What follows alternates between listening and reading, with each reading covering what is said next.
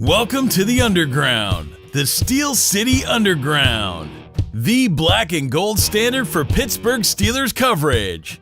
Now, here are your hosts, Joe Kuzma and Terry Fletcher.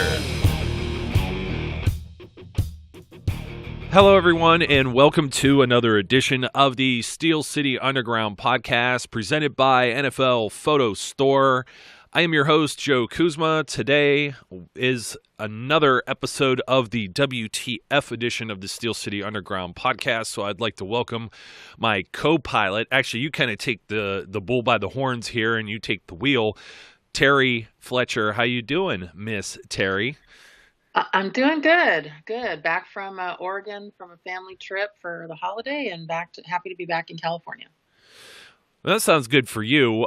We've had some cold weather in Pittsburgh. Not miserable. You start to get you almost have to build like a callus for it, and all of a sudden this is the same type of weather that you'll be wearing shorts in. At least we would be in March or April. We'll be like, oh man, this is so warm. Mid-40s. This is warm, unseasonably warm weather for March or April. But you know what? We could live with it. We're almost into December now, which means Thanksgiving's done, so no more WTF when I hear the Christmas music when I go out shopping, if I do brave parking lots and stores and the general public and everything like that. I mean, thank God for Amazon for a lot of things. So, but before we get started in the pro ranks, let's talk, well, we could just say WTF maybe for the college ranks, college football winding down here, all the conference championship games coming up within a week. But let me say something about college football. Has there ever, and the pros is pretty much like this year too, unless you're the Cleveland Browns, who are finally WTF mathematically eliminated, finally. So no more WTF with them except for being 0-11. Or are they 0-12? Geez, I may have lost count. I can't remember how many games they've lost, but they haven't won any, so that's what's important. But college football, just as crazy. Is there one team that's really just going to stand out and win this thing? Does anybody want to win it this year? And I don't know how you pick just 4 teams to go into a college playoff. I think what's interesting to me just with college football is, as you know, I don't watch much of it. I go back and watch it when it's draft season. And I said, okay, let's go back and look at some film to see, where our needs are. But to me, it seems like it's such a heavy offensive game. I don't see a lot of defense. It's all about throwing and, passing and catching and scoring. And then, I mean, the scores on those games are ridiculous. You'd always would bet the over. Yeah, and we talked about this off the air within our own little panel discussions we have and team meetings and whatnot. And it is, in some of the conferences, more competitive than others. And then, of course, some of the teams it's like they just threw everybody in a conference for the sake of having this many teams or these guys joining there and, anything of that nature. But, man, I'm telling you, any team that seems like they're, top whatever and unbeaten and this and that. You have Pitt beating Miami. We were talking off the air, Alabama lost, and it's just all over the place. And then, I know you're a Penn State person, I'm an Ohio State person, and even the games that those two teams lost. And I just love it because there's always that kind of dynamic when you go and people talk about which teams you should beat, what's a winnable game. And even in college football, it's any given Sunday, and that's just the way the games go, and that's the way it went Sunday night with the Pittsburgh Steelers. When you turn the ball over, and I hate to say commit penalties because it sure seems like Ed Hockley was looking for things. I don't think the Packers played a perfect game by any means, and for a period of time there, it looked like the Packers were just like the cleanest team in football. Like they could do no wrong. I have to give them some credit there with after losing to the Baltimore Ravens at home, pretty much getting embarrassed. I believe that was a shutout game there, and it wasn't by any large margin. The Ravens offense is the worst in the league. The Packers had to go on the road, a Heinz Field primetime game, and you know what? They were amped up and ready for it. And you know what? They're title town there. They travel pretty well. There were a lot of Packers fans in Pittsburgh. There was, and I have to give a shout out to Brett Hundley. I didn't think he had it in him. I mean, he definitely made those throws when they needed to make plays. I think he exposed our secondary, where I think the best comment I heard on it, which is definitely a WTF on the media the next day, is our secondary Tom Brady ready? And I know everybody's, giving Mike Tomlin a hard time for looking ahead, but I know you and I differ a little bit on those thoughts, but I mean, I think that we've got some work to do. How about if we say that? And there was some WTF moments where we're just like, come on, guys, how can you keep giving up that big play? Yeah, there's definitely something there. I mean, the loss of Joe Hayden is a WTF. We're hoping no new news as far as I've heard anything, but we're hoping around Christmas time, good Christmas gift that would be, but just a little late for the party there with the Patriots. And speaking of which, that's the same. I think we may have mentioned this WTF, or you may have mentioned it. I think you went solo last week, but Ben Roethlisberger on his show last week talked about. Before Thanksgiving there. He talked about the Marcus Gilbert situation, and I guess they knew. He said, we knew for a couple of weeks. And we were just, and they were just, they were just waiting on it. And that just made me think, did the commissioner's office, or whoever's responsible, if it comes all the way up from the top, from Roger Goodell, wait an extra week just to make sure Marcus Gilbert was suspended, fulfilling the final game of his suspension, by the way, with the New England Patriots game? I think that's a WTF, and I'm not sure that's one we got to cover yet. But you know what? That's just crazy. It makes you think, well, wait a minute. They kind of knew about this internally. How come the suspension just wasn't? What takes so long? Do they have to dot their lowercase j's and cross the t's or whatever? Or I don't understand that personally. I've failed to try and understand it because it's always a WTF when it comes out of the commissioner's office. But I want to get back to the Packers game real quick because, Hundley, I was impressed with them. I couldn't say that prior games that I've seen the Packers earlier this season. He had 134.3 QB rating. That's a WTF in itself. Wow. 17 for 26, 245 yards, and 3 touchdowns. If you had him in fantasy or the DraftKings or FanDuel, then you're a gambling person. That's number one. I could say that because I would have never guessed that. But Ben, also good at home. I think we were talking before you had asked 45 passes. You didn't even realize it.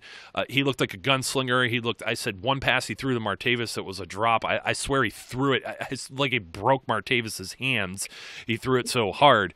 Ben had a 106.8. He had the 2 picks, pretty much, not all on him with the turnovers. But those turnovers matter when you're not getting them the other way. So the Steelers squeak out of this 31-28. We were talking off the air about Mike Tomlin's use of timeouts or whatever, and I think it was a learning experience from the year before when they scored with too much time left on the clock and allowed the Cowboys to drive the field. So they wanted to close this out. They're lucky they got the ball back with a little bit of time to do anything. They're on their 30, 17 seconds left to go, and a WTF to Antonio Brown.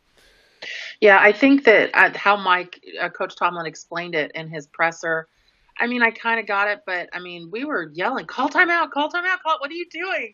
Because we would have, that much time to not have to worry. But, then when you look at hindsight, it's amazing how hindsight's always 20/20, is that you look and you say, but he's got Ben, he's got AB. And it's amazing to me, Joe, how in those last 20 seconds of games, those times when you have to get something done, you have to make a difference, they do. And maybe obviously he knows more than we do, but it just, when you're looking at it in real time, you're just like, okay, what are you doing? And, and everybody talks about him and Andy Reid as not being good clock managers. And I really believe that. And then in kind of replaying some of those highlights, I thought, you know what? Obviously he knew what he was doing. I mean, obviously when it happens, and it turns out the right way, then everybody's like, oh, great job. But then if it didn't, people would be all over his time management. Oh, they always are. And Tomlin's very direct about that. And I've got, 17 seconds. Antonio Brown makes this ridiculous catch.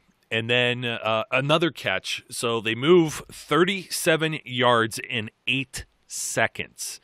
And I think it was Scott Katchmer that may have tweeted this and really put it into perspective. I think he said something about when teams take a knee in the final 30 seconds just to go to OT or whatever end of half. Here's your blueprint right here. 37 yards with the exception of losing 2, which is a WTF. It was like one of those things. I think they were trying to position Boswell for the game winner. Boswell's previous long was a 51. They were already at a 51 and then all 51-yard attempt, potential 51-yard attempt, I should say. They have 9 seconds left.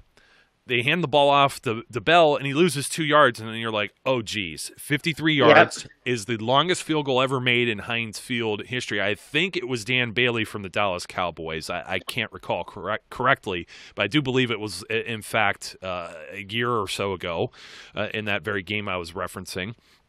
And so they call a timeout, 4 seconds left, and Boswell nails it. It had a little bit extra on it. It wasn't in the old, it's not quite as open end, but there's definitely some swirling wind and stuff that's in that stadium, and it just makes it difficult to kick. So he's lucky he's in the proper end, and he makes the game winner, and you got to feel good for him. And you know what? Go ahead. You could say it. I know what you want to say, so just go for it. He's our number 4 killer bee. Well, actually, I thought something was really funny. I was actually arguing on one of my respected colleagues, Eric, but he was saying, well, he's not elite. He's, maybe he's a B, but somebody wrote on his timeline, which I thought was really funny.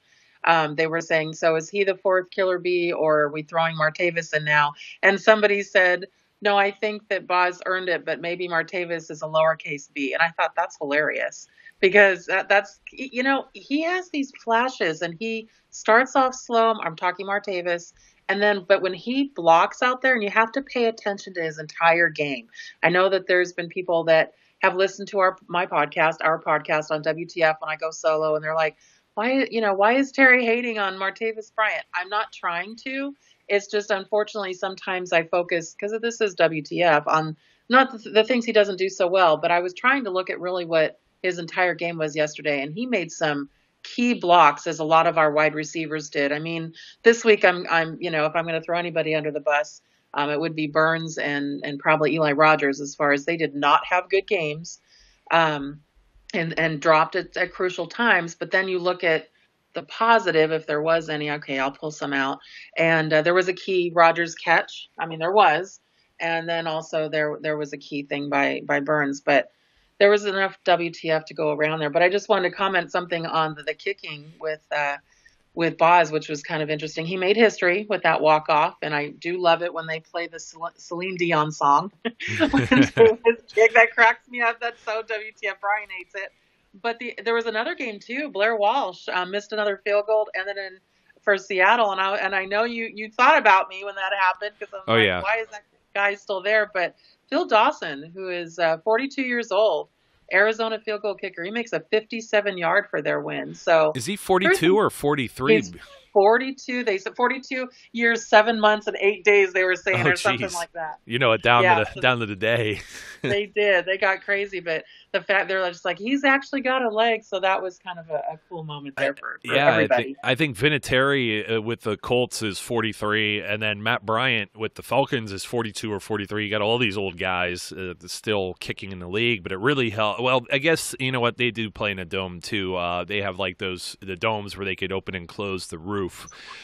So Atlanta, Indianapolis, and Arizona, I think Atlanta opens up now too, because they have that $1 billion stadium. They just had to build a new one. Georgia Dome was built around I think the 96 Olympics or 2000s. It wasn't open very long. That's a WTF, but it's not most recent. I should have thought of that like in week 1 or something. But well, you actually bring up something interesting, and just to kind of keep with the theme of the WTF, but switching gears a little bit with the kickers and stuff, with the Cowboys, they're in a dome. And let me just throw out Skip Bayless with his stupid tweets, and they were stupid on the Steelers. I don't think that AB got his foot in, or Ben's not really looking great, but he said something really dumb the other day. Another thing about somebody kicking in the Cowboys dome versus somebody kicking outside at Steelers Field, and something like, well, you made that one, but you didn't make this one. I'm like, dude.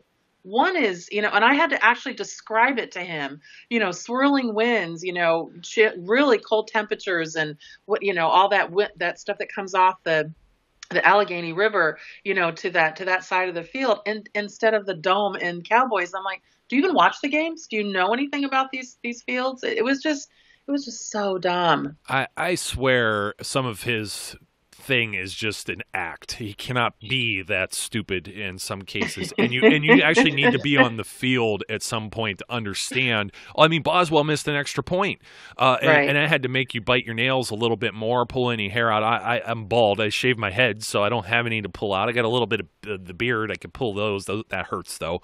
It don't fall out as easily as on top of my head.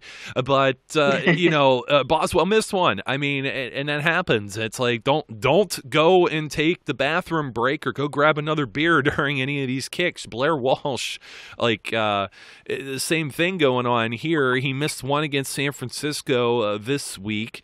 The previous weekend, he missed one against Atlanta. He missed 3 going back to week 9 against the Redskins. And he missed one the week before. Yeah, he missed one before that too. And I'm looking here too. He hasn't missed any extra points, so God bless him there, I guess. But just talking about, he's losing games for them. I mean, those are seriously potential game winners, and we don't have that. We have a really, really solid kicker in Chris Boswell. So yeah, I said he has ice in his veins, and I think I saw a comment by Jamie over on our site, one of our frequent commenters, all about the having the ice in the veins and the photo finish for Chris Boswell, which is a good segue for our sponsor, the official NFL photo store, where folks, you still get the deal all month long, so don't worry about Black Friday or Cyber Monday or anything like that. You can get 25% off if you use the code Steel City at the NFL Photo Store, and they would love to send you over there to maybe get a photo of like the game winner. I mean, they picked up Chris Boswell, put him up on their shoulders, which was pretty awesome. Almost looked like something like Rudy or something like that. So just to make it easier for all of Yins to find out where you need to go in order to take advantage of this discount. I know the previous URL or domain name that we gave you over the air, you're never going to remember it because I can't remember it right now. So we're going to send you over to steelcityunderground.com / whatever slash it is, you know which way it's going. steelcityunderground.com/photos, and from there you could click on the link, and the promo code's also listed, and that'll get you to the Steelers official online photo store with the largest selection of premium quality photo canvas and metal prints with new photos added every week. Cough, cough, nudge, nudge, Chris Boswell, or maybe even Antonio Brown. You might be able to get a photo of that as he tiptoes and stays in bounds, which Chris... Those circus catches. Oh, my gosh. Those circus catches. Chris Collinsworth was gushing. I mean, as we all were, but I mean, he can't believe it. I mean, that was what he played. So, I mean, he has some frame of reference, too. So, it's mind-blowing. But mind-blowing, a few more things that were going on.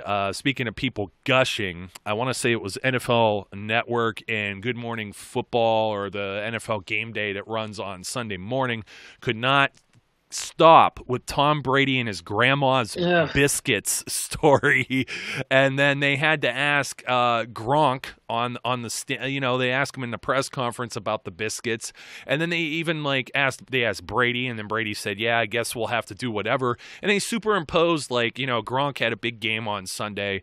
They superimposed Brady throwing a biscuit to Gronk in one of the highlights or something, and I'm just like, are you serious with this crap? I mean, I guess I would like it a lot more if you had bees buzzing around on the screen and everything. We're talking about the Steelers, but it just seemed wow, you could not you could not force this anymore. And then there was something that was a major WTF, and I don't mention these things quite often, but Michael Irvin and Terrell Davis were talking too on that show, and it's probably very politically incorrect, which is why I'm saying I don't mention many things like this. But, you have 2 African-American guys there that are former NFL players, and they're talking about how they eat or make their leftovers, and Michael Irvin's talking about chitlins or whatever were very popular. Very many friends, African-American friends that like them, and there's some that very much loathe it. They're like, no, because if you know where chitlins come from, then that's the reason why I don't like it. I have a friend that just absolutely hates it. But anyways, Terrell Davis is talking about leftover turkey, and he says, the following day, I like to fry it. and it makes it so much better. Michael Irvin's like, man, you ain't got to you don't have to fry up everything. I know you're a brother, you don't have to fry up everything. And I'm like, oh my god, I can't believe he said that on the air, because you know what, he can maybe get away with it, and those two could get away with it being former players, colleagues, and buddies. But I was just thinking, in the context, if somebody else had said that, you might set off a whole new wave of whatever in the NFL. So that was a big WTF. And then the last one I got, Terry, so I know because you got a couple more here too. I had to bring up the Paxton Lynch thing, which you've got something else from this same game. Paxton Lynch gets hurt, leaves, goes to the bench, and it appears that he is in tears crying on the bench, to which they were playing the Raiders, and Raider Nation just went full savage on Paxton Lynch on Twitter, just ripping him apart for being a little boy instead of a man or whatever. But who knows why he may have been in tears. Maybe he was in pain. Maybe it wasn't that. Maybe he lost his opportunity to play or whatever. But he did not have a good game, and it did not help that the cameras will catch you if you do something on those sidelines. They really do. I mean, I'm sure everybody would have preferred if he was beating up a Gatorade cooler, but if you're hurt, you're hurt. I think that the highlight of their game was the Michael Crabtree and Aqib Talib chain yanking ejection again. So I think the first time that Talib yanked off his chain, he didn't get ejected, but there was penalties. This time they both got penalties. They offset. They got ejected. And I was listening to Nate Burleson this morning on Good Morning Football, and he said, you know what? You guys need to knock it off. This is something that happened last year. You didn't clear it off in the off season. You say you meet at the buses, and then you either meet like men, you cool down, and then you deal with it. He's like, but to bring this on the field and then to throw punches, and one guy didn't have a helmet on. I think that was Crabtree. And then look what happened. Crabtree gets ejected, and then I think it was Amari Cooper. He basically, and it was in the first 3 minutes of the game.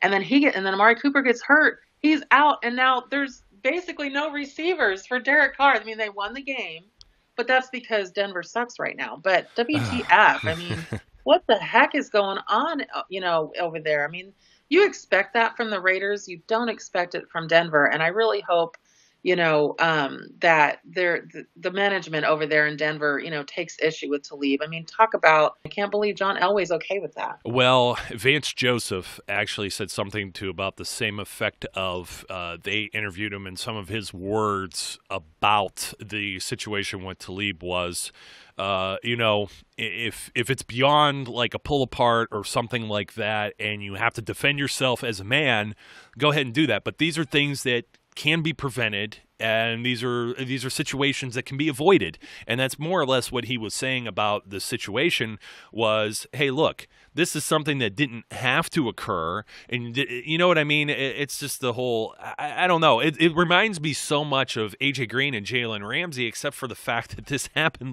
minutes into the game.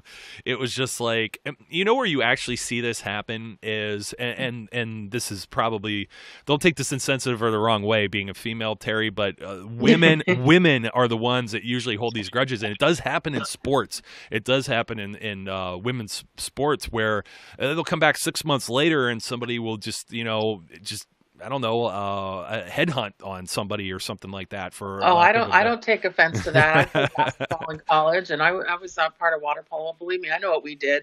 Yeah, no offense taken. I'm already having flashes of how we settled those scores, but it's amazing to me that grown men can do this. But moving on from that, just a couple other things I just wanted to mention. So apparently Kansas City is not the AFC elite anymore. Wow. Losing the last 5 out of 6. It seems like after they played us, they lost their minds. Yeah. I mean, and in the NFC, Cowboys, I think they need to stick a fork in them, with Elliott gone. And I feel really bad for Dak Prescott. I think he's a good guy.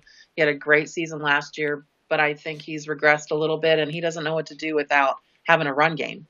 So, but I mean, just Kansas City, just sticking to the AFC.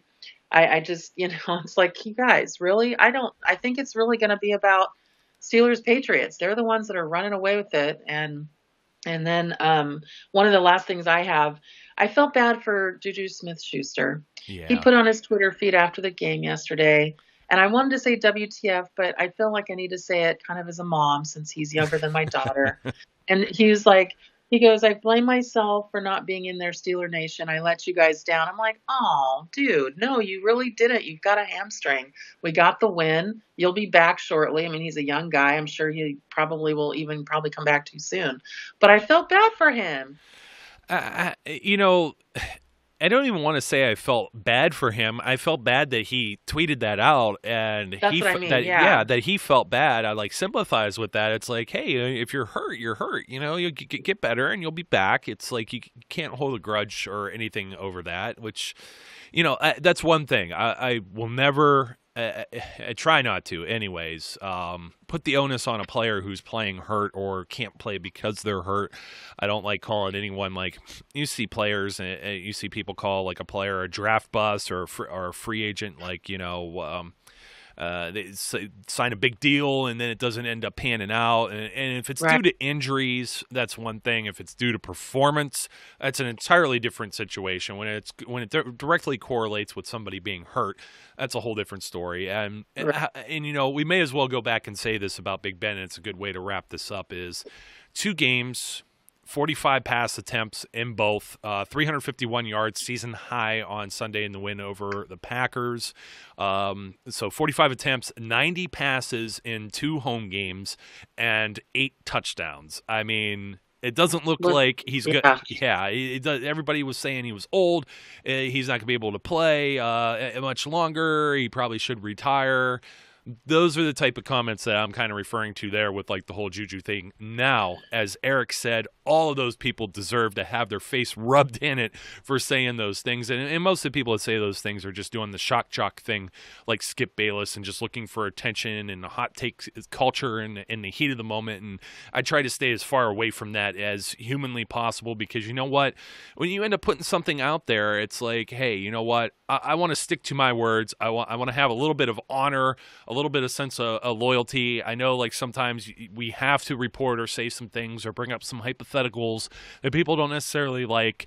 The weakest link thing is something the last few weeks, because I said Chris Hubbard this week was one of them. Oh, you got to ride with Steeler Nation, right? You know, live or die or till death do us part or whatever, you know, like wedding vows. And I'm all for it. I really am. But at the same time, it's like you got to be a little realistic where criticisms due. Nothing that the team or whatever, wouldn't do themselves. But at the same time, we have to realize these guys are human beings. So when you're, sending death threats and saying all kinds of ugly things about these guys, like we saw, it seems like Ben Roethlisberger, it always comes up. I'm not going to mention the 4-letter word that begins with an R, but people just saying these type of ugly things, they were still saying it like last week. And I mean, the guy's probably trying to enjoy Thanksgiving dinner and a holiday with his family. And, you got to sandwich practice and work life with your, family life at that same time. It's like, geez, and you wonder why some of these guys have social media managers. It's like, because if I had to read some of this crap, I'd like somebody to just filter it out for me, or I just maybe not have a Twitter account or something altogether, because it's ugly. And anytime that stuff kind of rears its head, it's like, that's why I tiptoe even about some of you got to worry about choice words, because he took his chain. I mean, they said they call them 2 chains now, but I'm just like, really? But the one thing I want to end with is I do have a question. This is kind of a big WTF. What is the Steelers' identity? One week we are all about the run game, and one week we are all about the passing game. And you hear Coach talk about balance, and I'm like, okay, well, we're throwing it. But and in last night's game, I mean, we didn't have a choice. They would score, we would score. It was such a back and forth. I can't even imagine being at the game like you were, just watching it on TV, pacing, jumping up and down, and you can't let them score, and then they score. And then it's like, okay, well, Ben's got to come out and sling it till they get it. And, even one of the things you mentioned when it was I think it was a minute and a half left, when they got the ball back, I was like, oh, no. But they were only on the field for 13 seconds. It was a quick 3 and out, and then we got the ball back. But it was just like, I just could not believe the slugfest between the 2 quarterbacks yesterday. And then Le'Veon Bell, he just plays such a big role, not only in the running game and passing game, but if we lost yesterday, it would have been all about, why aren't we running the ball? And so, but because we had these flash plays with AB and with Bell, it's about, oh my gosh, our passing game is there, but who are we?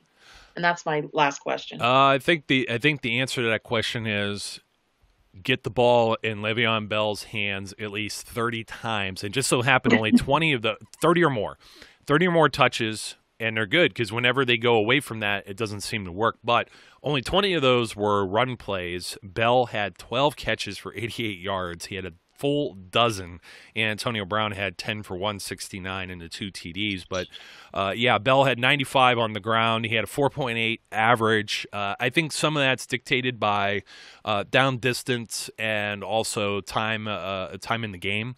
So I don't have the greatest answer for you, but I want to say it's because not having Juju, Vance McDonald still hurt, having to compensate with a backup right tackle. They were just looking for ways to maybe get Bell back as that wide receiver 2 type that they were talking about. I thought the offense was fantastic. I thought the defense had some leaks, and that's where your WTF is. And one side of the ball strong one week, one side of the ball not the other week. Just hope there's not a total team collapse, because in the past, the Steelers would have lost games like that, and they continue to pull out victories, and they have, by hook or by crook right now, they are the top seed, and they got to keep that rolling as they go. Monday night football this time, they're going to face the Cincinnati Bengals on the road. They have owned the Bengals. I hope they continue to own the Bengals. Bengals didn't even look all that sharp against the Cleveland Browns, but the Cleveland Browns continue to shoot themselves in the foot, and I think that's where we leave it for this week. So, Terry, as always, lots and lots and lots and lots and lots of fun. Yeah, great. Thanks for having me. Oh, always have you. This is your baby. I like I said, maybe you're the pilot, you take the wheel, and I kind of get the chill for, see all the scenery and don't have to watch the road for a change. So thanks again. So until next time, folks, we had some interesting things to talk about today, but no real distractions for the Steelers, at least none that have come up yet. So you know what? Now that I've jinxed everything, let's knock on wood. Until next time, be safe, be good, and we'll catch you later. We would like to thank you for listening and remind our listeners to follow us on social media and our website, www.steelcityunderground.com.